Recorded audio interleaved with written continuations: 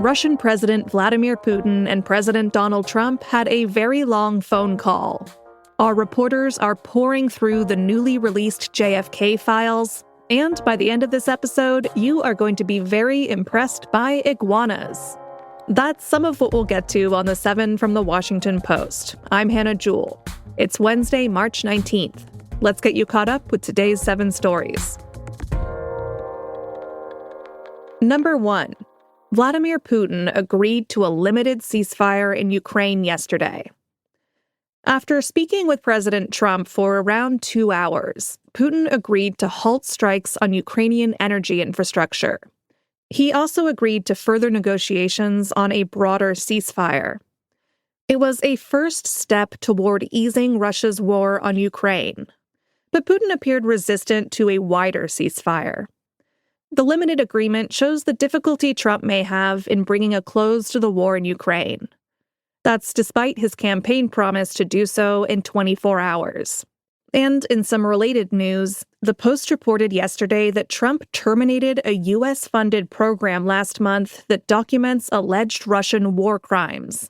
That includes a database tracking the mass abductions of Ukrainian children to Russia. The move may compromise evidence of potential war crimes, and it may make it harder to find the missing children.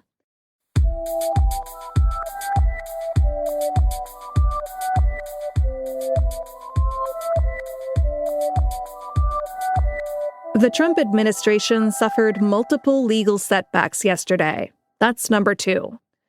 Unions, civil rights groups, and others are squaring off in court with the Trump administration.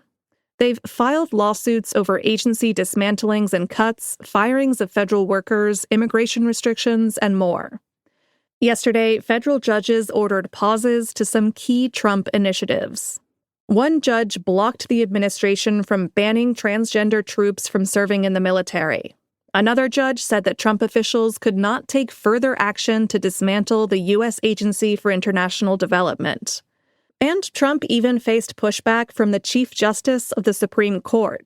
The president yesterday called for the impeachment of a federal judge who had barred him from using a Wartime Powers Act from 1798 to conduct deportations. That prompted a rare public statement from Chief Justice John Roberts.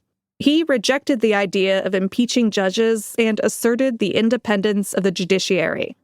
Trump has a long history of criticizing judges, including in his own criminal cases.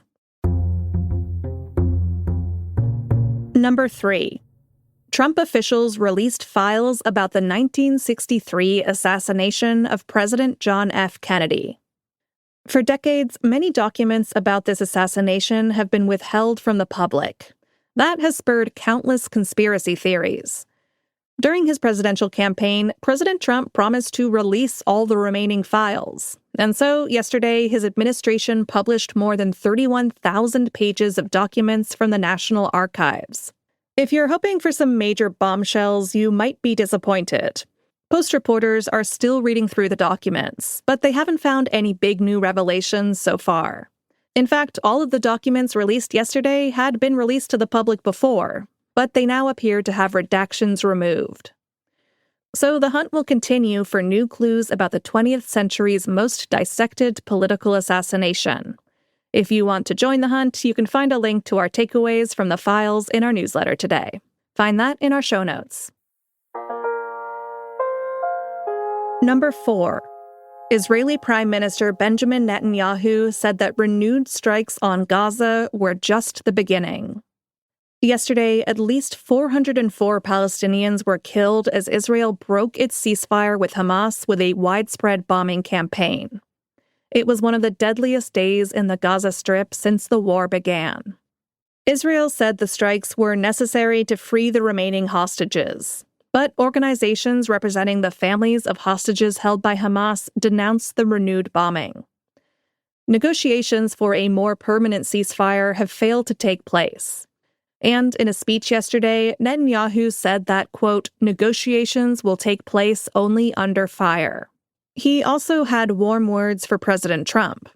I thank President Trump for his unwavering support for Israel. Our alliance with the United States has never been stronger. Netanyahu is under increasing political pressure from his far-right ministers to continue the war.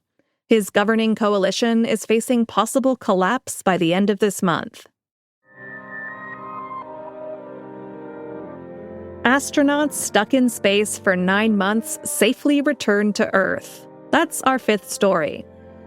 Yesterday evening, a spacecraft carrying NASA astronauts Sunita Sunny Williams and Barry Butch Wilmore splashed down in the Gulf of Mexico, surrounded by dolphins. Here's the moment it happened. And splashdown. Crew 9, back on Earth. Copy, splashdown. We see main chutes cut. Nick, Alex, Butch, Sunny, on behalf of SpaceX, welcome home. The two astronauts traveled on a Boeing Starliner to the International Space Station last June. They were meant to stay for 8 days, but technical problems with their spaceship trapped them there for 286 days. On the plus side, Williams conducted 2 spacewalks during her long stay, so she now holds the record for total spacewalking time by a female astronaut. A replacement crew of 4 astronauts reached the space station early on Sunday. Hopefully those guys get to come home on time. Researchers ranked the most challenging places for people with allergies. That's number 6. About a quarter of U.S. adults suffer from seasonal allergies. Many get itchy eyes, a scratchy throat, and an ever-running nose, especially around this time of year. A new report found that some places have it worse than others. The report ranks the top 100 largest U.S. cities by how challenging they were for allergy sufferers to live in last year.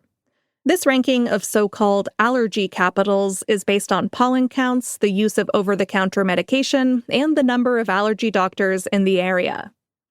For the 3rd year in a row, Wichita, Kansas was the most challenging place to live with allergies. New Orleans ranked 2nd, and Oklahoma City came in 3rd. If you want to see how bad your city has it, just follow the link in our show notes. And at number 7, iguanas may have pulled off one of the greatest long-distance migrations ever. A new study may have the answer to the age-old question, how did iguanas make it all the way to Fiji? It turns out that 34 million years ago, the lizards may have traveled about 5,000 miles across the ocean on rafts of vegetation. They probably just caught the right ocean currents and drifted all the way. It helps that iguanas can go for months without food, and they may have been able to snack on their rafts. Scientists studied fossils and geologic records and compared the DNA of 14 types of iguana to make the cross-ocean connection. Their findings could shed new light on how different animals manage to disperse across wide oceans, like continent-hopping jet-setters. All right, you're all caught up.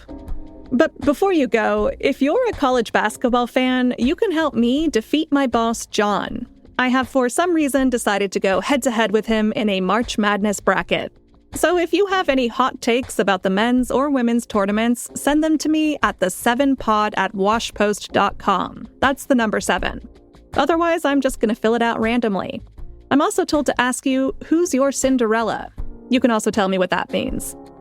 I'm Hannah Jewell. I'll meet you back here tomorrow.